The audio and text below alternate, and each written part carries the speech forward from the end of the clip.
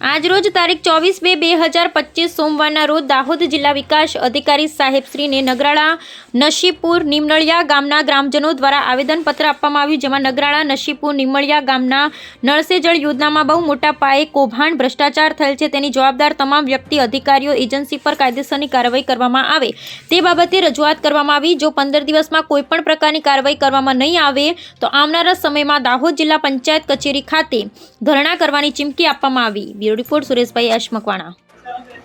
જોહાર, જય આદિવાસી। આજ રોજ અમે દાહોદ જિલ્લા વિકાસ અધિકારી સાહેબશ્રીને નળ સે જળનું આવેદનપત્ર આપવા માટે આવ્યા છીએ, નગરાળા નસીપોર અને નિમનળિયા।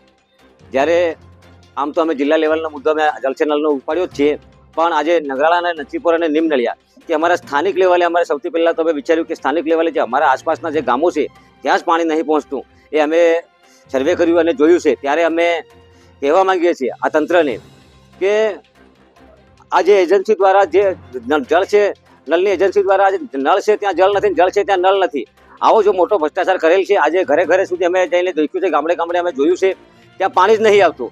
તો આમના જે નાણાં ખરા તો એજન્સીને જે સરકારી તંત્ર દ્વારા કે જે લાગતા વળગતા અધિકારી દ્વારા કઈ રીતે એ એજન્સીને નાણાં સોંપી દેવામાં આવ્યા, એમના નાણાં સોંપાઈ ગયા છતાં પણ ઘરે સુધી પાણી નથી।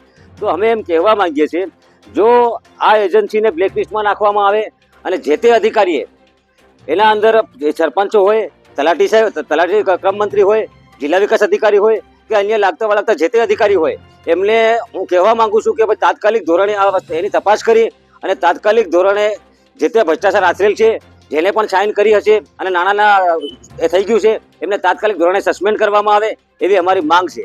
જો આ એમને કરવામાં નહીં આવે તો દિન 15ના અંદર અમે આ જિલ્લા વિકાસ અધિકારી સાહેબની ઓફિસના દરવાજા પર અમે ગાંધી સિંધિયા માર્ગે ધરણા પ્રદર્શન કરીશું। જોહાર, જય આદિવાસી।